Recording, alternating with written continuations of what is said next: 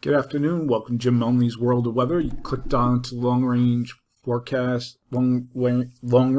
forecast for September 30th through October 14th. We're going to talk about very dangerous iron first. I have a lot of stuff to go through, so I hope I remember to show it all because I have so many screens. But here's a current satellite imagery. It has very good outflow on all quadrants, good eye structure, and if we can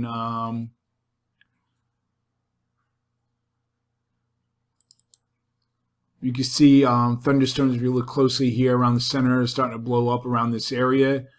This has this will be traveling over very warm waters of the Gulf of Mexico, the southeastern Gulf of Mexico, and it's supposed to reach Florida by early Friday as it tracks generally northward, and then to the South Carolina coast by Saturday. And then the system will gradually weaken, but still will spread significant rainfall and strong winds northward over the weekend. And rainfall will be as far north as Central Appalachians and in the Mid-Atlantic region. So here's a current visible satellite imagery, and then we'll look at the infrared imagery. And here's the area of thunderstorms that are blowing up around this area. There's been several pulses of more. They die down and redevelop, but it's very good circulation as it continues to move in this direction to the northeast. All right, that's the visible. We're going to look at the shear. It's in a relatively low shear environment, but the shear will increase as it moves inland, as it gets affected by the trough of the eastern U.S. But still, keep in mind that it will still create a lot of rain and wind because it's a very large system, as you saw in the satellite picture. All right, and we're going to take a quick look into the future. You can see that chances of tropical development in the next 48 hours. We still have several systems moving across the Atlantic, so that we'll have to deal with. And we'll take a look at the computer models. Now, you can see here this dark line here is the official track of Ian. And I'm trying to follow this. It goes, and then I think I lose it. I think it goes off the Mid-Atlantic coast of Virginia. I think. I can't really tell. I can't really read this. But this is the official track. These are all the spaghetti models, the EPS, showing it where it should go. So everywhere along the East Coast has to monitor this storm. We'll take a closer look at it at the surface. This is a GFS. You see it moves inland Thursday. And then and then it goes like sort of inland again. And weekends, over the weekend. That's the GFS. We'll take a look at the European. Kind of brings it off from coast and then brings it inland again. So it'll be two landfalls coming into Florida and into South Carolina. And then we'll look at the UK. Showing like a similar track. This is further south into Georgia. And take a look at the Canadian. Has it further to the west and then brings it up to the north. This probably looks more likely, but we'll have to wait and see how that pans out. The current here, I don't like to show current positions because the time it gets out on the web and everything, and the video gets posted, it's already outdated. But I'll go through it. This is as of 2 p.m. This is a current advisory located at 23.5 north, 83.3 west. Maximum sustained winds are 120 miles per hour, with makes it a Cat 3. Movement is slowly to the north at 10 miles an hour. And these are the current position we're supposed to be tonight at 8 p.m., tomorrow morning. Then it goes Wednesday night and Thursday. Wednesday night, Thursday, it starts moving inland. and you can see the fish track, like the Canadian shows, are going inland across this area here and on further to the north. We'll take a look at the storm surge. Let me see if I can get it. Okay, this is the arrival of winds.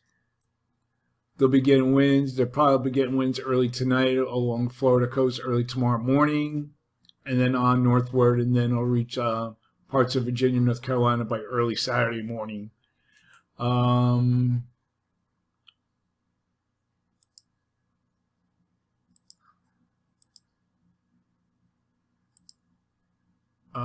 What else I want to show? Try to get the storm surge.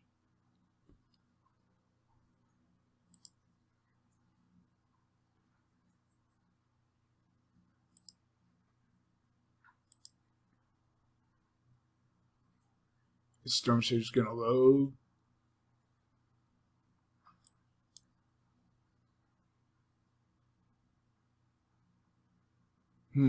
Well, it's beta.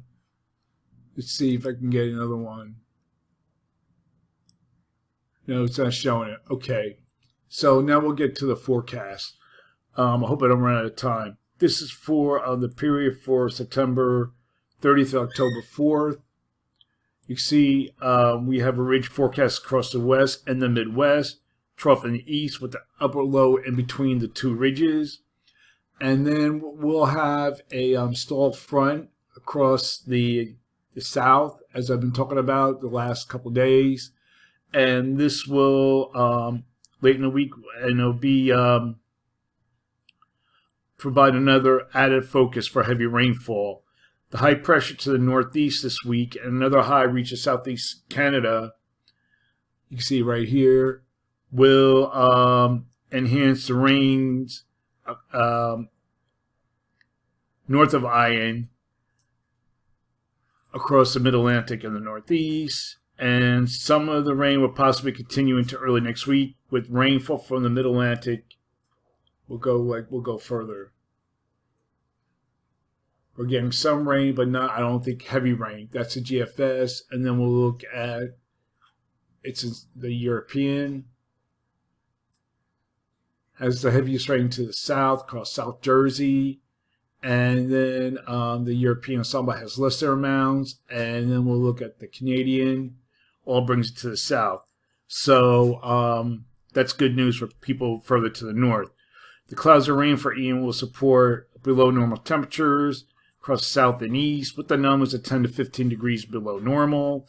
And an upper low will move from the northern Rockies to the plains, spreading heavy rainfall.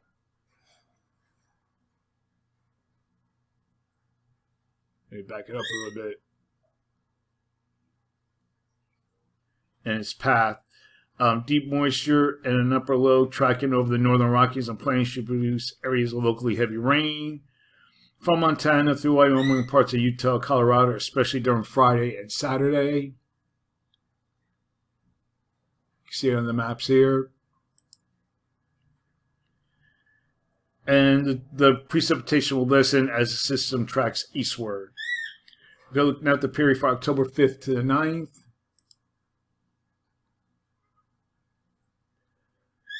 The flow transitions towards a zone of flow with a trough forecast near the west coast and over the southeast. You can see it here. So I have to speed this up a little bit. I think I'm going to run out of time. So for this forecast period, I'm calling for above normal temperatures here. And I'm calling for anomalies to be near 8 degrees above normal, mainly across this area here. And for precipitation, calling for below normal precipitation for west coast states. And for this area, probability of occurrence is near 40%. Especially here, and we have above normal precipitation for this region, and a probability of occurrence 35 to 45%. Looking at the period for October 5th, October 10th to the 14th, a zone of flow is forecast with above normal heights mostly across Canada, like this zone of flow. So for this forecast period, I'm calling for above normal temperatures for much of the nation. And expected anomalies be near 6 degrees above normal, mainly across this area, the plains of Mississippi Valley.